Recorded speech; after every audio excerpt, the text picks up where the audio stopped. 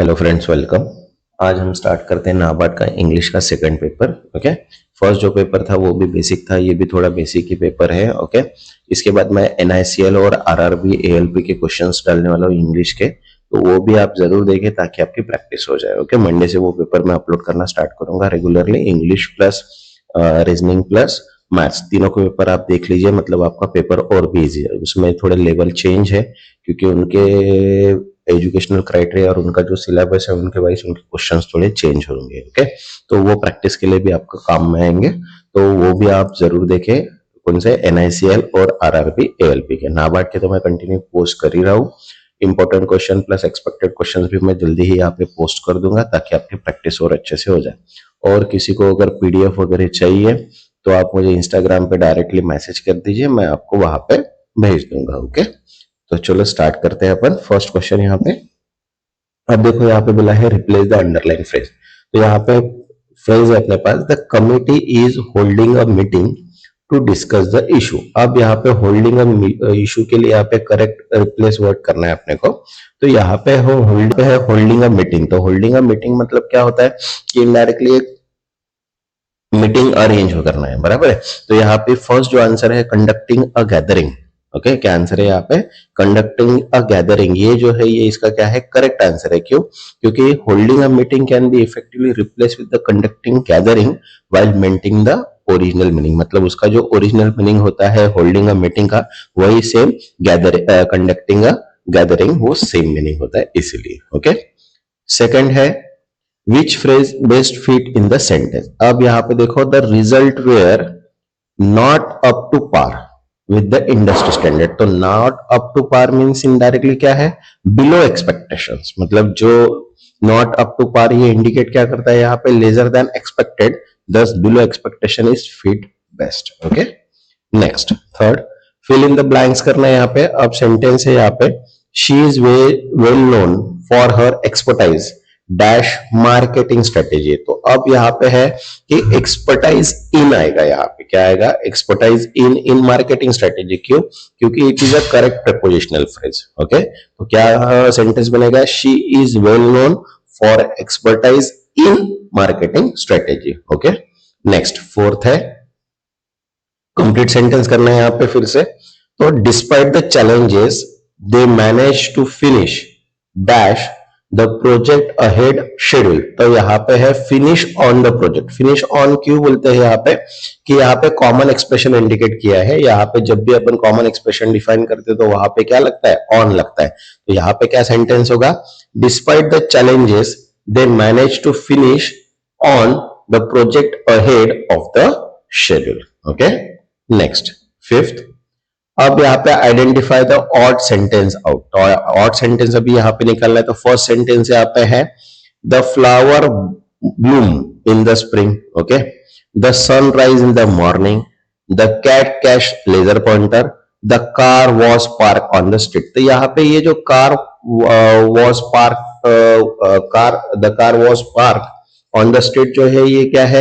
ये odd man out है, क्योंकि ये जो है ये नेचुरल क्लाइमेट्स के थिंग्स दिखा रहा है, बराबर। ये नेचुरल बिहेवियर है, लेकिन ये जो है ये क्या है? इनडायरेक्टली एक ट्रांसपोर्टेशन का शो कर रहा है, इसलिए इसका आंसर क्या है? मतलब ऑड मैन आउट में क्या जाएगा? The car was park on the street. Next six sentence, which sentence does not belongs to. अब यहाँ पे फिर से ऑड मैन आउट निकलना है। अब यहाँ पे फर्स्ट बोला है, she run marathon every year, he completed a triathlon last month, they train rigorously for competition, and last one is the bicycle was lock for the fence. तो यहाँ पे जो bicycle was lock in the fence जो है वो क्या है? Wrong है। क्यों रॉन्ग है? क्योंकि यहाँ पे जो बाकी जो है वो एथलेटिक्स की एक्टिविटी दिखा रहा है, लेकिन जो है बाइसिकल वॉज लॉक ये जो है ये अनरिलेटेड है, मतलब उससे कोई रिलेटेड नहीं है, इसलिए वो ऑड मैन आउट है। ओके, नेक्स्ट सेवंथ है, अरेंज करना है। Arrange the following sentence in logical order. तो देखो फर्स्ट बोला यहाँ पे, the team celebrated their victory.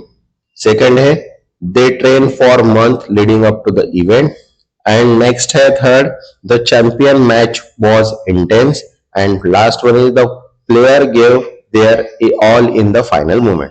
तो देखो यहाँ पे जो लॉजिकल सिस्टम्स है वो क्या है, सबसे पहले प्रिपेयर करना है, इवेंट है, परफॉर्मेंस है और उसका आउटकम दिखाना है। तो देखो सबसे पहले जो है वो प्रिपरेशन आएगा, तो यहाँ पे सेकंड जो ऑप्शन है, they train for month leading up to the event, मतलब वो इवेंट को लीड करने के लिए ट्रेन हो रहे हैं। देन उसके बाद क्या आएगा, the champion match was intense, मतलब मैचेस इंटेंस है। उसके बाद जो है the player give their all in the final moment, okay. And last one is the team celebrated their victory, मतलब यहाँ पे जो करेक्ट आंसर है वो क्या है, B C D A, okay. Next 8, यहाँ पे अभी 8 में है, choose the correct word to the fill in the blanks. अब यहाँ पे सेंटेंस है, the her ability to think critically is highly. अब देखो यहाँ पे 4 ऑप्शन है, okay. Overrated, appreciated, criticize and ignore. तो यहाँ पे जो क्रिटिकल थिंकिंग है उसको क्या बोलते हैं अपन, अगर क्रिटिकल एबिलिटी है उसकी तो पॉजिटिव व्यू से अगर देखा जाए तो उसको बोलते हैं एप्रिसिएटेड। क्या बोलेंगे उसको, एप्रिसिएट। इसलिए इसका करेक्ट आंसर क्या है, एप्रिसिएट। तो सेंटेंस क्या बनेगा इसका, her ability to think critically is highly appreciated, okay. 9th, he was prompted due to his remarkable dash in the project management। तो अभी fill in the blanks fill करना है। तो यहाँ पे देखो 4 ऑप्शंस अपने पास है, क्या है, incompetence, ineffectiveness, pros and ignorance.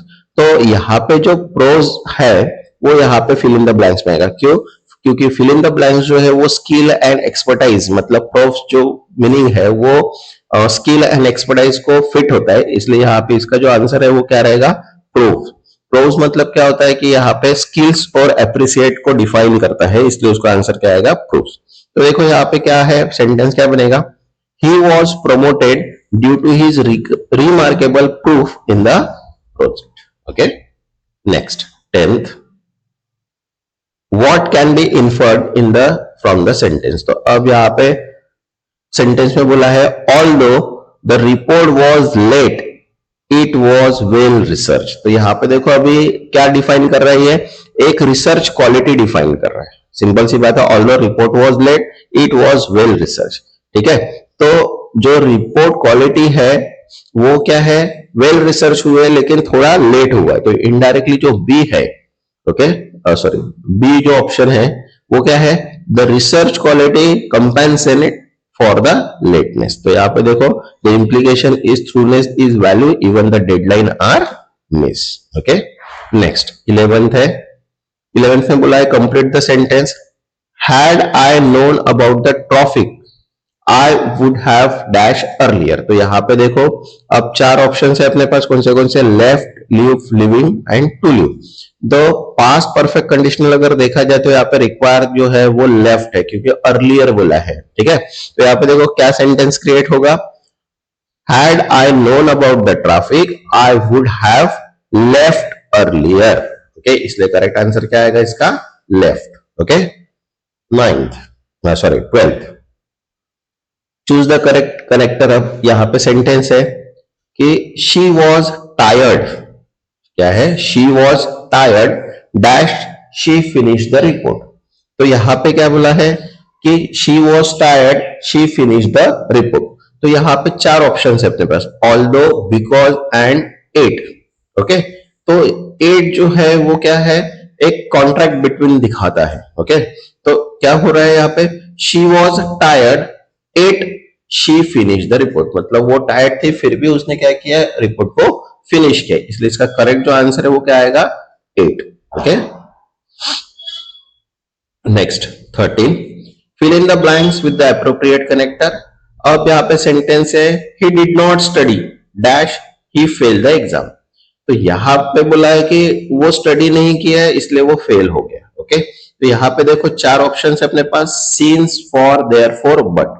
तो यहाँ पे देयरफॉर जो है वो लॉजिकल कंक्लूजन है फॉर द प्रायर स्टेटमेंट। तो यहाँ पे देखो he did not study therefore he failed। यहाँ पे करेक्ट आंसर क्या आएगा, therefore। क्यों, क्योंकि he did not study dash he failed the exam, इसलिए आंसर क्या आएगा, therefore, मतलब he did not study therefore he failed the exam, okay।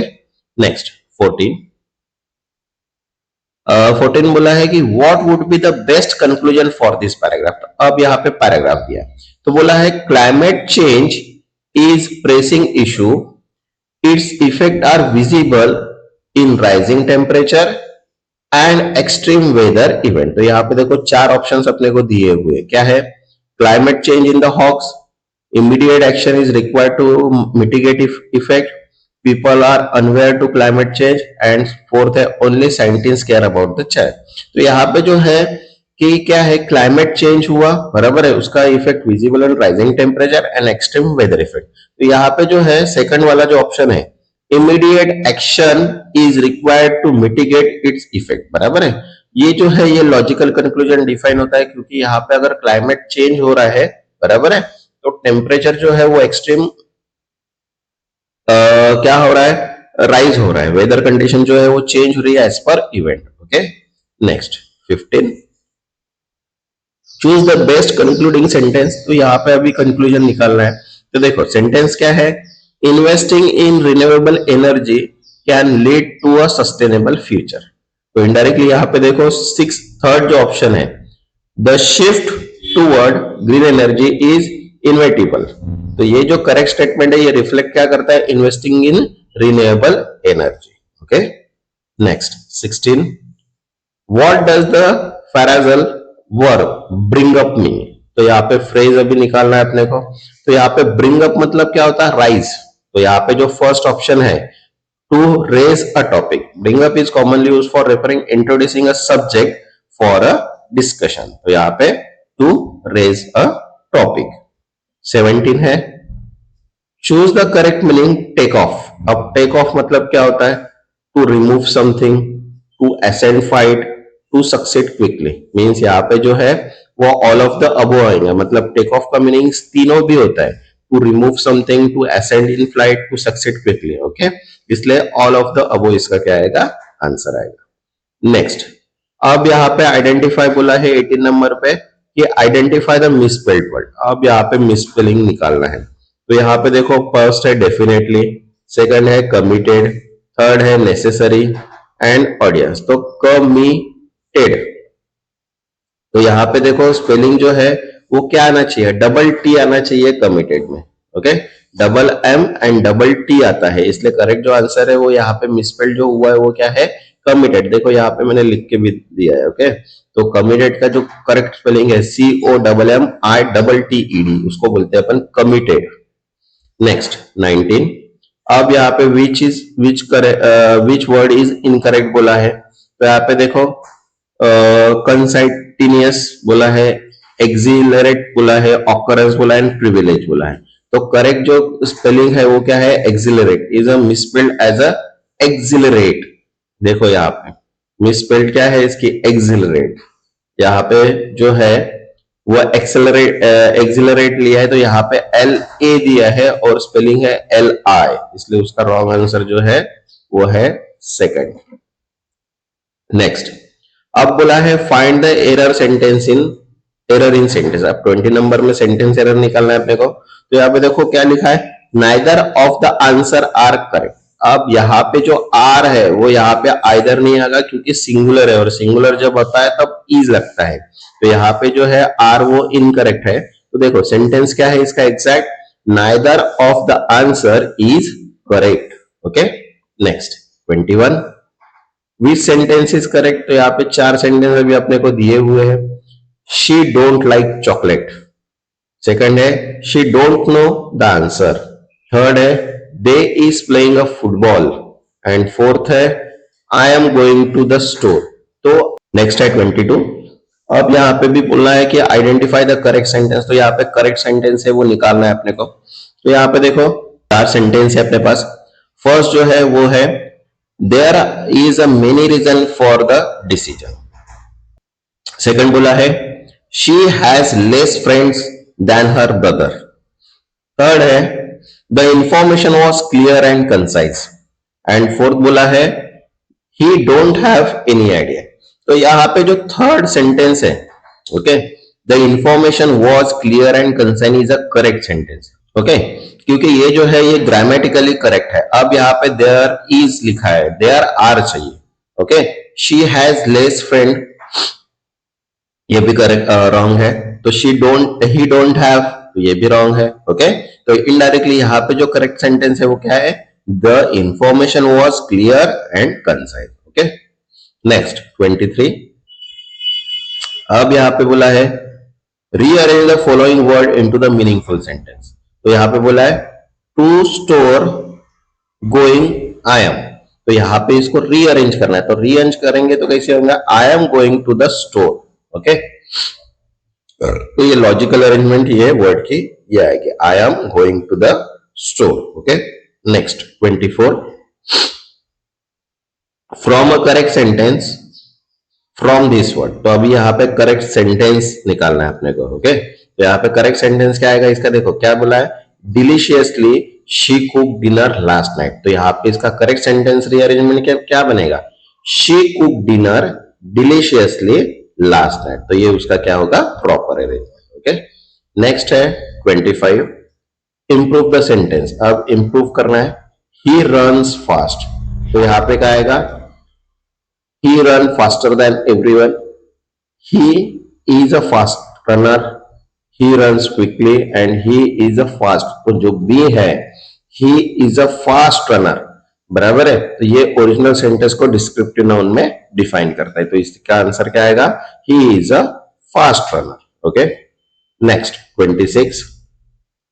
अब यहाँ पे बोला है choose the improve version of this sentence, तो यहाँ पे बोला है शी इज वेरी स्मार्ट, तो यहाँ पे जो सेकंड ऑप्शन है क्या है, शी इज एक्सट्रीमली इंटेलिजेंट, अब शी इज मोर स्मार्टर ऐसे नहीं होता, शी इज स्मार्टेस्ट भी नहीं होता, शी इज स्मार्ट, तो यहाँ पे जो है शी इज एक्सट्रीमली इंटेलिजेंट, ये क्या आएगा, इसका करेक्ट आंसर आएगा। ओके, नेक्स्ट जो रहेगा वो अपना थर्ड रहेगा, इंपॉर्टेंट एमसीक्यू का थर्ड। ओके, इंग्लिश का ही पेपर रहेगा, वैसे मैं रीजनिंग और क्वांटिटेटिव एप्टीट्यूड के वीडियो अपलोड डेली कर ही रहा हूँ, जिन्होंने अभी तक चैनल को सब्सक्राइब नहीं किया है वो चैनल को सब्सक्राइब कर दो और वीडियो को लाइक कर दो ताकि मुझे में मोटिवेशन मिल जाए। तब तक के लिए थैंक यू।